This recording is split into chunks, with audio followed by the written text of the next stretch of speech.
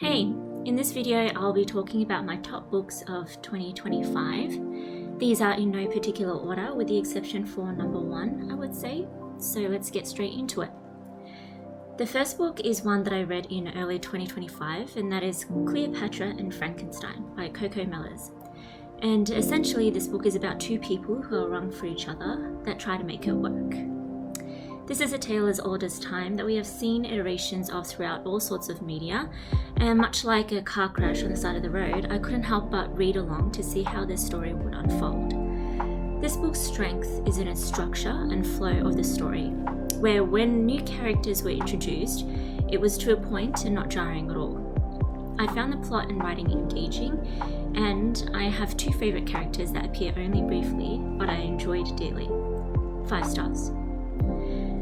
The next book I want to mention is The Melting by Liz Spitt, translated from Dutch by Kristen Gemmen.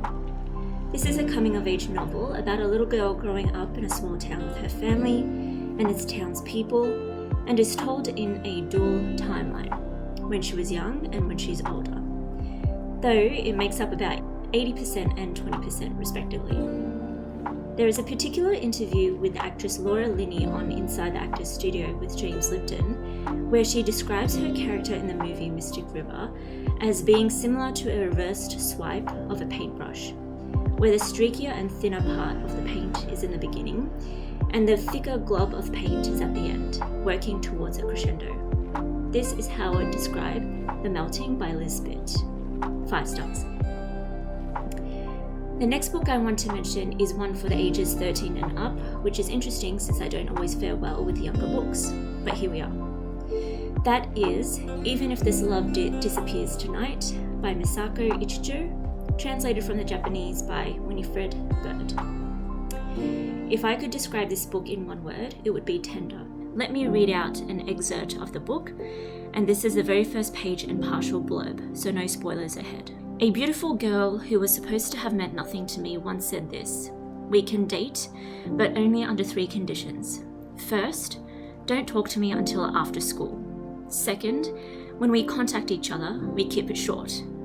And third, don't fall in love with me. Can you do those 3 things?" Back then, there was a lot I didn't understand. On a practical level, how to tell a girl I liked her when I didn't. On a philosophical level, death. On a poetic level, love. And then I added another thing to the list, myself. For some reason, I told this girl I didn't know, yes. Enough said, 5 stars. The next book single-handedly got me back into reading fantasy, and that is Daughter of the Moon Goddess, the first book of the Celestial Kingdom duology by Su Lin Tan. This is a captivating and romantic debut epic fantasy inspired by the legend of the Chinese moon goddess Chang'e, in which a young woman's quest to free her mother pits her against the most powerful immortal in the realm. This story has tender romance, stunning writing, sweeping vistas, colourful characters, battle scenes that I can fully comprehend, and a plot that kept me gripped. Su Lin Tan has since become an auto-buy author for me, with pleasure. 5 stars. Immortal, also by Su Lin Tan, is a standalone fantasy set in the Celestial Kingdom world, with plot twists that made me gasp.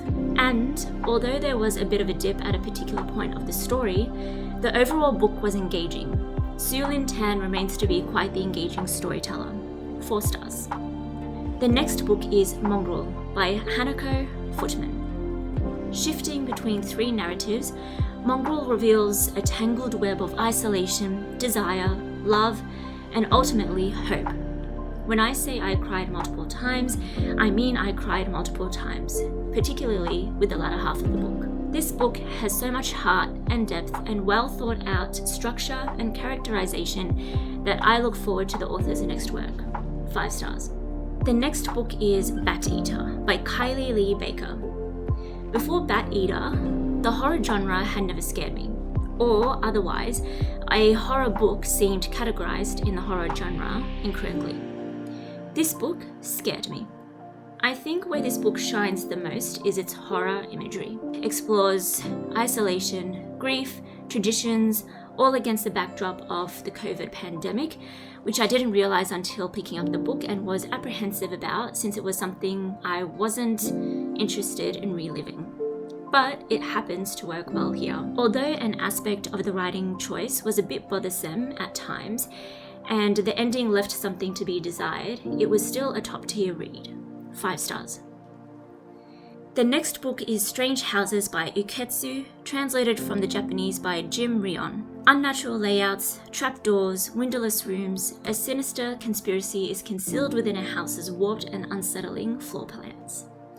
I would say this is more mystery than horror, and it creeped me out. Uketsu's books are also well known for featuring illustrations to assist with the storytelling and beckons you to solve the mysteries.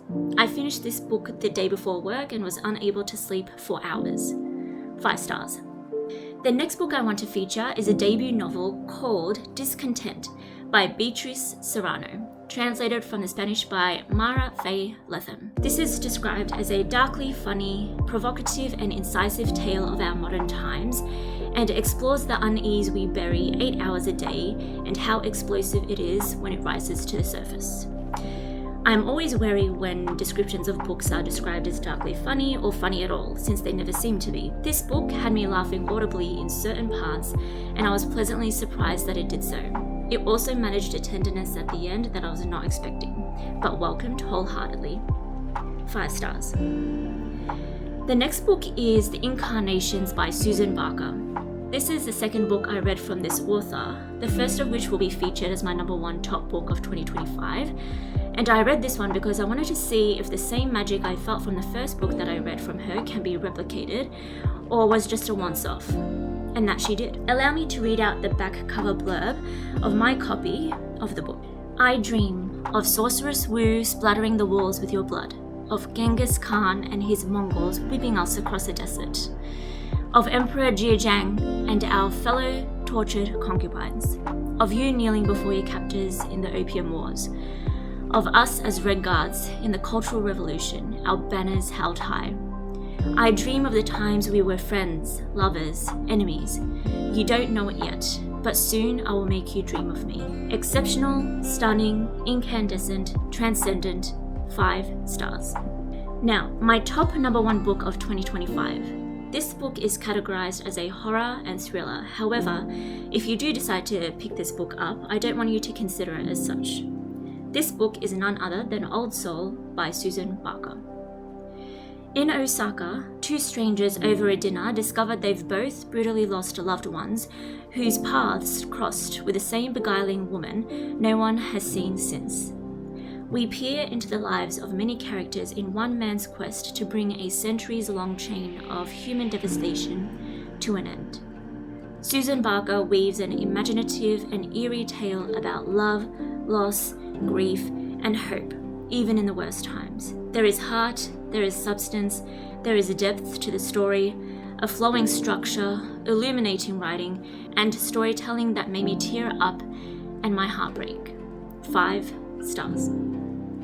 Thank you for watching my top books of 2025. I have some honorable mentions if you are interested in knowing. Otherwise, I'm considering also doing a worst books of 2025 video and see where that leads us. Until next time, take care of yourself. Bye.